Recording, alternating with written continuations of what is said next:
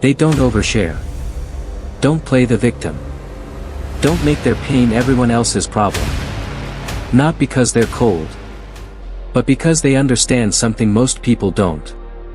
That emotional intelligence is knowing the difference between processing and performing. What if half of emotional maturity is just not doing the things that feel good in the moment? What if restraint matters more than expression? What if silence is sometimes the most emotionally intelligent choice? Because emotionally intelligent people have learned what to keep to themselves. And what most people share is exactly what they shouldn't. Welcome to Unfiltered Adulthood, where we explore the quiet psychological shifts that reshape you in your 20s, 30s, and 40s. If this resonates, subscribe and hit like. There's someone you know who has high emotional intelligence. You might not be able to articulate exactly what it is about them, but you feel it. They're calm when others are chaotic. They don't overshare. They don't make drama. They don't need to be the center of every emotional moment. And somehow, that restraint makes them more trustworthy, not less. Emotionally intelligent people have learned something crucial. That not every feeling needs to be expressed. Not every thought needs to be shared. Not every emotion needs an audience. They've figured out the difference between processing their emotions and performing them. And that difference changes everything. They don't overshare. When something difficult happens, they don't immediately broadcast it to everyone. They don't trauma dump on acquaintances. They don't use social media as a therapy session. Not because they're suppressing their emotions, but because they understand that sharing everything isn't processing anything. It's just spreading the emotional load around without actually dealing with it. Oversharing feels good in the moment. It feels like connection. Like honesty. Like being real. But emotionally intelligent people recognize that it's often just a way to avoid actually sitting with the discomfort. That telling everyone about your pain is easier than actually processing it. That performing vulnerability is simpler than being genuinely vulnerable with the right people. They know the difference between sharing for connection and sharing for attention. Between opening up to process and opening up to perform. And they choose their audience carefully. They don't make their pain public entertainment. They work through it privately or with trusted people who can actually help. They don't play the victim. When something goes wrong, they don't immediately cast themselves as the wronged party. They don't tell the story in a way that makes them blameless and everyone else terrible. They take responsibility for their part. Even when it's uncomfortable. Even when it would be easier to blame everyone else. Playing the victim feels protective. It absolves you of responsibility. Makes you the good guy in every story. Gets you sympathy. But emotionally intelligent people understand that victim mentality is a trap. That it keeps you powerless. That if everything is always someone else's fault, you can never change anything. They'd rather have agency than sympathy. They don't weaponize their honesty. They don't say cruel things and call it being real. Don't use their authenticity as an excuse to be unkind. Don't confuse brutal honesty with emotional intelligence. They understand that you can be honest without being harsh. That truth can be delivered with care. That emotional intelligence isn't just saying what you feel but considering how it lands. They don't react immediately. When something triggers them, they pause. They feel the emotion. Notice it. But they don't let it dictate their response. They've learned that the first reaction is usually the worst one. That emotional intelligence is the gap between stimulus and response. And they've practiced widening that gap. Most people react instantly. Feel anger and lash out. Feel hurt and withdraw. Feel insecure and attack. But emotionally intelligent people have trained themselves to pause. To ask if the feeling is proportional to the situation. To consider whether their reaction will make things better or worse. And they choose their response instead of being controlled by their impulse. They don't make everything about them.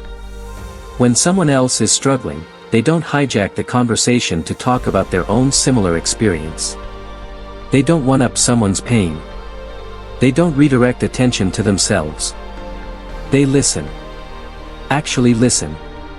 Without making it a competition or using it as a springboard to talk about themselves. This doesn't mean they never share. But they recognize when it's their moment to talk and when it's their moment to listen. They don't need every conversation to center them. They're secure enough to let others have the spotlight. To hold space without filling it.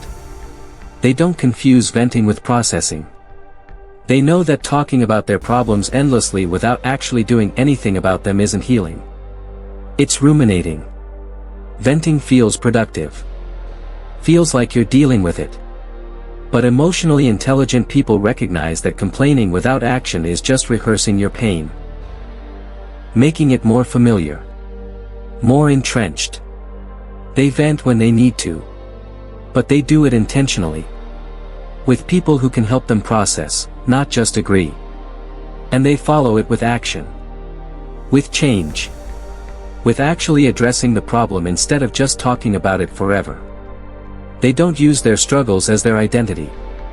They have problems, but they're not defined by them. They go through hard things, but they don't make their trauma their personality. They understand that healing means eventually moving beyond the story of what hurt you. That emotional intelligence is knowing when to stop introducing yourself through your wounds. Because emotional intelligence isn't about having it all figured out, it's about knowing what makes things worse and simply not doing those things. They don't demand that others manage their emotions for them.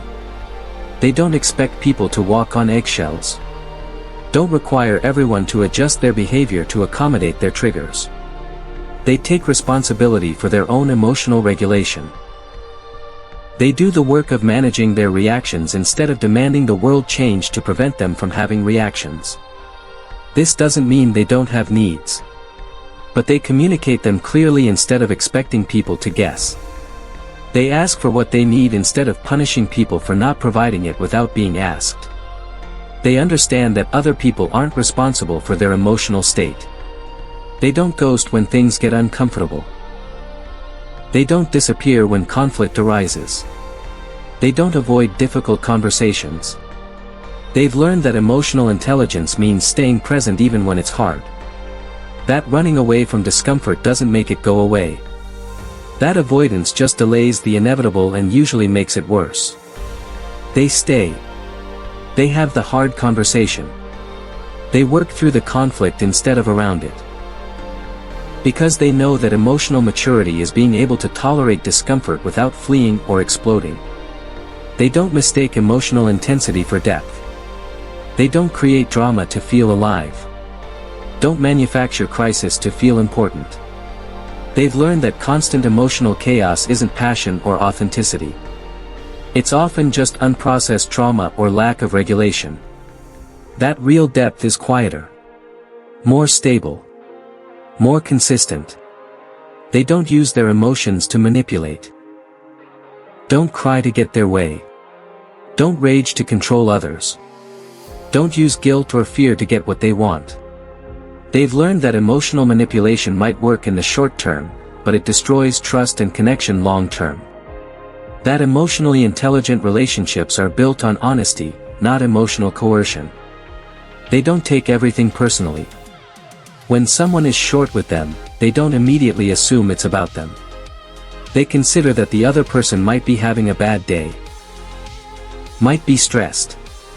Might be dealing with something that has nothing to do with them. They don't make other people's moods about themselves. This doesn't mean they're doormats. If someone is consistently unkind, they address it. But they don't spiral into insecurity every time someone isn't perfectly pleasant. They have enough self-worth that other people's temporary bad moods don't shake their foundation. And all of this comes from one thing. Awareness. Emotionally intelligent people feel everything everyone else feels. The impulse to overshare. To play victim. To react immediately. To make it about them. They feel all of it. But they've learned to notice the impulse and not act on it. They've learned what to keep to themselves. What makes things worse. What destroys connection while pretending to create it. And they simply don't do those things. Not because they're perfect, but because they've done the work of recognizing their patterns and choosing differently. Emotional intelligence isn't natural. It's learned. Usually through making all these mistakes first. Through oversharing and realizing it didn't help. Through playing victim and recognizing it kept them stuck. Through reacting impulsively and seeing the damage it caused. Through trial and error and painful awareness. They don't overshare. Don't play the victim. Don't make their pain everyone else's problem. Not because they're cold or perfect or have it all figured out.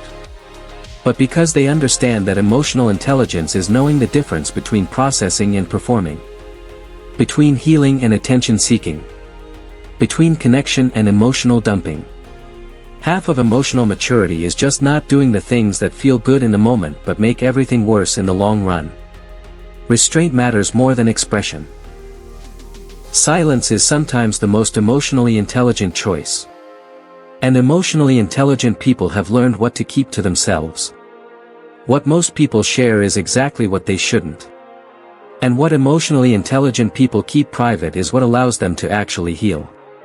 To actually connect. To actually grow.